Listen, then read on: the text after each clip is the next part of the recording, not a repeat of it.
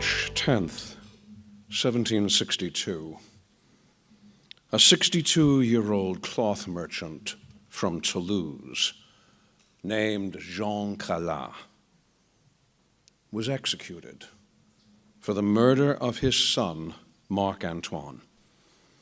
According to the prosecutor, the son had been about to convert from his father's Protestant Huguenot faith to Catholicism. And in a fit of rage, the father had killed the son.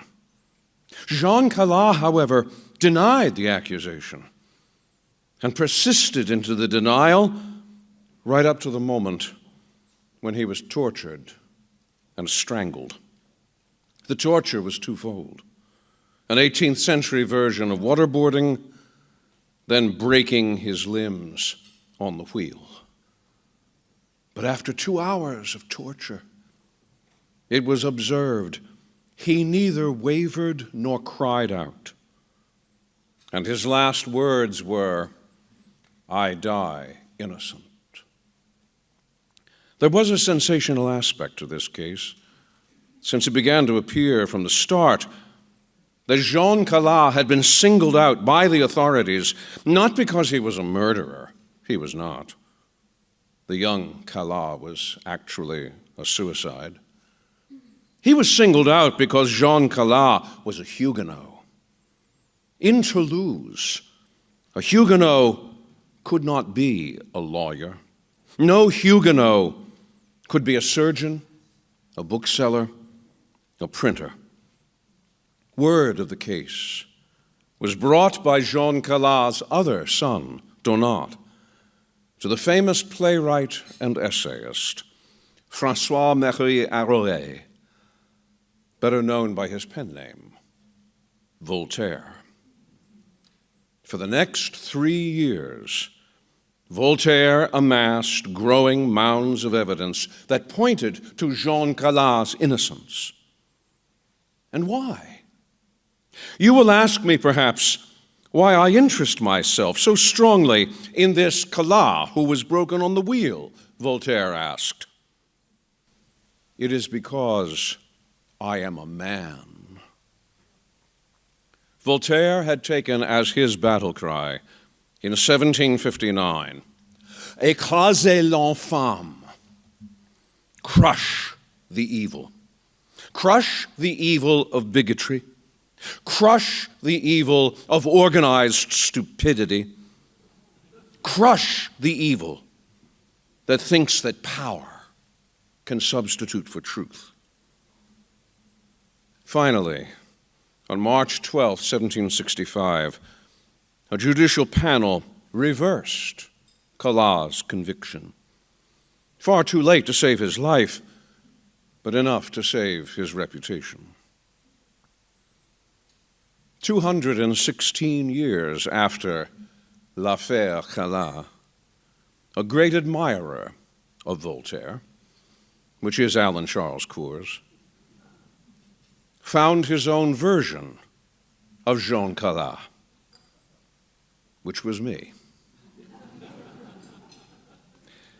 I was a first-year history graduate student at the University of Pennsylvania, and perhaps the strangest graduate student the history faculty had ever laid eyes upon. They couldn't pronounce my name either.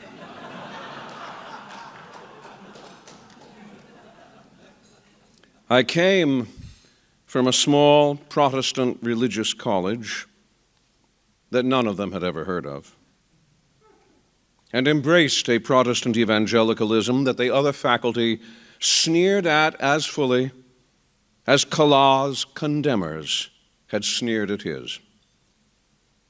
But when they moved at my first semester review to recommend that I be quietly dropped from the program, since, of a certainty, in their view, I would never fit in their world of higher education, the spirit of Voltaire rose in the words of Alan Cours. "You are religious bigots," he told them. Embarrassed they shelved their recommendation. And I went the distance to the PhD. I stand before you this evening, not as one broken on an academic wheel, but as one rescued from that breaking by a modern Voltaire, a philosophe. And why? Because he is a man. I stayed with Alan Coors through 2 semesters of his survey of European intellectual history in the 17th and 18th century. To describe his lectures in those old days in College Hall would be like describing life next to a blast furnace. It was a classroom in which Hobbes and Locke, Beccaria and Montesquieu, John Wesley and Pierre Bayle strode through our imaginations as from life. No one could have been further removed in his own mind from John Wesley than Alan Coors. And yet, when he lectured on Wesley in the 18th century, the fires licked around the edges. Alan said, "Witnesses describe Wesley's preaching to the new industrial suburbs, where life is work from dawn till dusk, and where people have been abandoned by the Church of England." I was writing this in words I could barely write as fast as they were being uttered. But into this, Alan said, into this comes Wesley, preaching the love of God, that they are not abandoned, that they have a reward.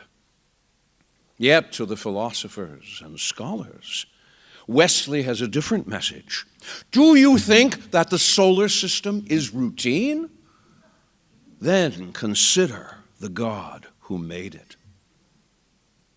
At the end, I had but one wish: to teach like Alan Coors, and to teach by his examples, the greatest of energy, the strictest of objectivity.